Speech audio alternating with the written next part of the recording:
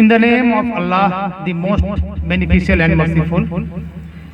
Desk पर तशरीफ फरमा काबिल एहतराम मेहमान खुसूसी स्कूल के director, vice principal, teachers and my dear students, जो गार्जियन हम तमाम को अस्सलाम वालेकुम व रहमतुल्लाहि व बरकातहू। मेरी आवाज़ जहाँ तक जा रही है, मैं उन तमाम लोगों से मुखातिब हूँ और जैसा कि आप जान रहे हैं कि आज हमारा यहाँ जमा होना एक खास मौके से हुआ है। आज जो तारीख है 26 जनवरी, और ये हम अपने मुल्क की आज़ादी का नहीं बल्कि देश में, इस मुल्क में आईन या कॉन्स्टिट्यूशन जिसको हम लोग कहते हैं, संविधान जिसको कहते हैं, उसके लागू होने के उपलक्ष्य में ये 75वां गणतंत्र दिवस या रिपब्लिक डे मना रहे हैं। आमतौर पर जब ये रिपब्लिक डे का मौका आता है, मैं अपने क्लास 5 to 10 जो बच्चे सीनियर हैं उनसे मैं गुजारिश करूंगा कि आप थोड़े तवज्जो के साथ मेरी बातों को सुनेंगे। मैं मुख्तसर बात रखूंगा, लेकिन आपके लिए कारामद इंशाअल्लाह होंगी। मैं गार्जियन हजरात से भी कहूंगा कि वो भी सुने। आमतौर पर इस दिन को हम लोग जानते हैं कि ये मनाया इसलिए जाता है क्योंकि आज के दिन संविधान लागू हुआ, लेकिन इसके पीछे क्या जो हिस्ट्री का है या फलसफा, संविधान लागू हुआ ये कहने का मतलब क्या है, गणतंत्र के क्या माने हैं, रिपब्लिक किसको कहते हैं।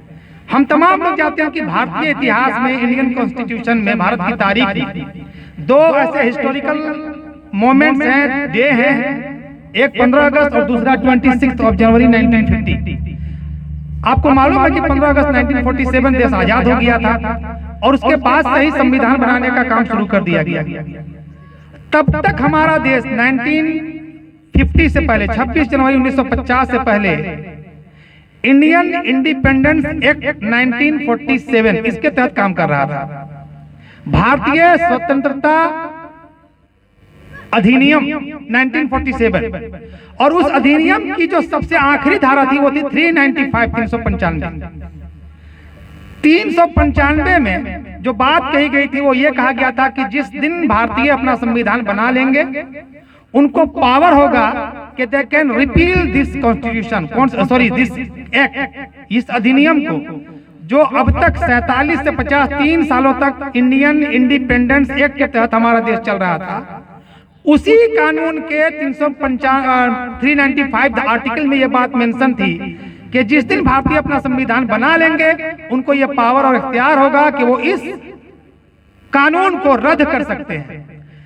आपने अभी सुना मेहमान से कि 26 नवंबर 1949 को ही हमारा संविधान बनकर तैयार हो गया था, लेकिन क्या वजह थी कि इसको 2 महीने के बाद 26 जनवरी 1950 को लागू किया गया। संविधान अगर आपको पूछा जाए कि भारतीय संविधान बनकर तैयार कब हुआ था तो वो डेट है 26 नवंबर 1949। तो सवाल है कि फिर 2 महीने की ताखीर क्यों की गई। हिस्ट्री जिन लोगों ने पढ़ा, क्लास 9 और 10 के लोगों बच्चों ने, और खुसूसन क्लास 10 के बच्चों ने, उन लोगों ने देखा होगा, मैंने पढ़ाया भी लिखाया भी है कि भारत में आजादी से 17 साल पहले 1930 में ही एक बार संपूर्ण आजादी जो है मना ली गई थी। हालांकि अंग्रेज छोड़कर तब तक गए नहीं थे, लेकिन भारतीयों ने यह तय किया था कि 26 जनवरी 1930 को हम समस्त भारतीय मिलकर भारत का स्वतंत्रता मनाएंगे, भारत की आजादी का दिन मनाएंगे। और वो मनाया गया। नेहरू ने कहा गया कि 31 दिसंबर 1929 को रावी नदी के तट पर यही तिरंगा झंडा लहराया था और पूर्ण स्वराज ने कहा था अंग्रेजों से कि हम लोग को डोमिनियन स्टेटस नहीं चाहिए।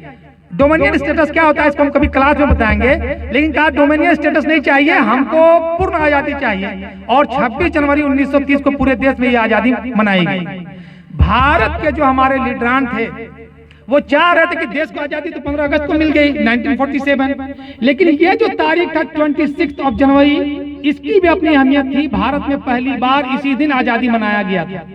तो लोगों ने सोचा कि कैसे इस तारीख को भी यादगार बनाया जाए, और यही कारण है कि 26 नवंबर 1949 को संविधान के बनने के बाद भी उसको 2 महीने के लिए डिले किया गया और इंतजार किया गया 26 जनवरी 1950 का। और जिस दिन 26 जनवरी आया बाजाबता संविधान को भारतीयों ने ग्रहण किया और 1947 का एक्ट जो था इंडियन इंडिपेंडेंस एक्ट वो रिपील कर दिया गया, खत्म कर दिया गया और तब से भारत जो है रिपब्लिक हो गया। एक तो बातें और, रिपब्लिक कहते किसको हैं आप बताएं दूसरे बच्चों को। मैं अपने बच्चों को क्लास 10th 9th और 8th के बच्चों का तो आप सुने और आप पूछिएगा किसी बड़े आपके जो जानकार हैं उन लोगों से भी कि रिपब्लिक या गणतंत्र जो हम लोग कहते हैं ये वर्ड कहां से आया है। मैंने आप लोगों को कई बार सोशल स्टडीज के दौरान ये बताया है कि सिविक्स में, पॉलिटिकल साइंस में बहुत सारे टर्म हैं जो लैटिन लैंग्वेज से लिए गए हैं। जैसे डेमोक्रेसी, ये इंडियन लैंग्वेज नहीं है, ये इंग्लिश नहीं है, ना ही ये हिंदी है, बल्कि ये लैटिन के दो लफ्ज हैं, डेमोस और क्रेसिया। उसी तरह से रिपब्लिक लैटिन का ही दो वर्ड है, एक को कहते हैं रेस और दूसरा है पब्लिका। तो जब रेस पब्लिका का लैटिन का आप अनुवाद करेंगे तो उसका मतलब होता है पब्लिक प्रॉपर्टी।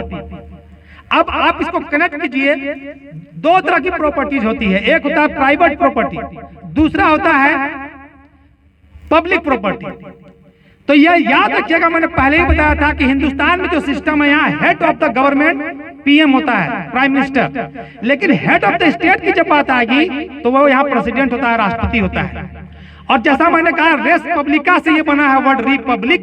रेस पब्लिका का मतलब है वो चीज जो जनता की चीज है, वो सरमाया जो जनता का है। तो ये देश किसी की जागीर नहीं है, आप याद रखिए कि पैगाम दूसरों तक पहुंचाइए। देश किसी की जागीर नहीं है, किसी एक खानदान की, किसी एक कौम की, किसी एक कम्युनिटी की, किसी एक मजहब वाले की, किसी एक धर्म वाले की नहीं। रेस पब्लिका हम इसीलिए कहते हैं कि ये देश इस देश की जनता का है। और जो लोग आज की तारीख में इस मुल्क को बांटने का काम कर रहे हैं, मैं अपने प्यारे बच्चों, अजीत बच्चों से कहना चाहूंगा, मैं आपको अक्सर दौराने प्रे और क्लास में भी आपको बताता रहता हूं कि you have to represent your country, you have to represent your school, you have to represent your village, your fathers, your parents, you have to represent more than as a follower of Islam, कि आप इस्लाम के मानने वाले हैं। आप नफरत अदावत नहीं सिखाते हैं, आप लोगों को बांटना नहीं सिखाते हैं, आप लोगों में प्रेम बांटे, आप लोगों को बताए मिलजुल कर रहने में ही इस मुल्क का, इस धरती का, इंसानों का कल्याण है। मैं आखिरी बात आपको बताकर अपनी बात खत्म करूंगा। जिन लोग ये सवाल उठाते हैं, आज बहुत सारे ऐसे लोग हैं, पूरी दुनिया नहीं, पूरी दुनिया समझ रही है, इस देश की भी अधिकतर जनता समझती है कि देश में आज जो कुछ किया जा रहा है वो सिर्फ और सिर्फ सत्ता हासिल करने के लिए किया जा रहा है, सत्ता पर बने रहने के लिए किया जा रहा है। आप बताएं, आप बाहर निकले नफरत लेकर नहीं निकले। मैं अपने बच्चों को, जो लोग 10th में, हमने उनसे कहा है कि जब आप स्कूल से पास आउट हो तो you have to be in your practical life. आप कॉलेज में जाएंगे, दूसरे जगहों पर जाएंगे, आप बताइए कि हम स्कूल से क्या लेकर आए हैं। रेस पब्लिका जो मैंने आपको कहा कि ये मुल्क सबकी संपत्ति है, मैंने आपको कहा था कि जो लोग ये सवाल उठाते हैं आपको अपनी तारीख जाननी चाहिए। 2 लाइन सिर्फ मैं आपको बताकर खत्म कर रहा हूं, वो ये कि अशफाक उल्लाह खां के बारे में आपने नाम सुना, मौलाना अबुल कलाम आजाद के बारे में आपने नाम सुना। मौलाना आजाद ने एक बार ये बात कही थी कि अगर कोई फरिश्ता भी नमूदार हो जाए और वो लाल किले पर खड़ा होकर ये आजान दे, ये सजा दे, ये आवाज लगाए कि भारत को आजादी कल की सुबह मिल जाएगी, लेकिन आप जो हिंदू मुस्लिम यूनिटी की बात करते हैं उससे दस्तबरदार हो जाएं, आप ये बात छोड़ दें।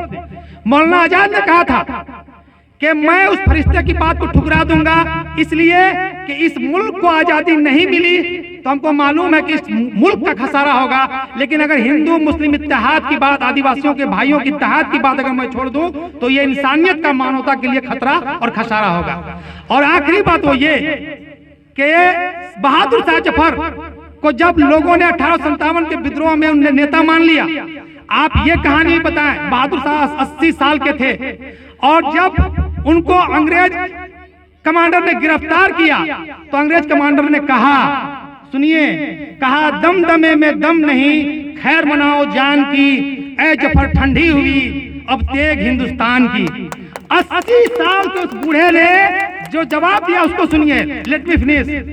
बूढ़े ने कहा जब तलक गाजियों में बू रहेगी ईमान की, जब तलक गाजियों में बू रहेगी ईमान की, तख्ते लंदन तक चलेगी तेग हिंदुस्तान की।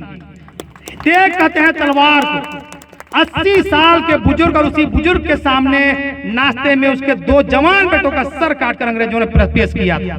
यह है तारीख। ये मुल्क आखिरी पैगाम के साथ किसी एक की जागीर नहीं है, आपका, हमारे मुस्लिम भाइयों का, आदिवासी भाइयों का, क्रिश्चियनों का, ईसाइयों का, सबका उतना ही यह मुल्क है जितना कोई और इसका अपने होने का दावा करता है। यही पैगाम आपको बाकी लोगों में भी फैलाना है, यही बताना है।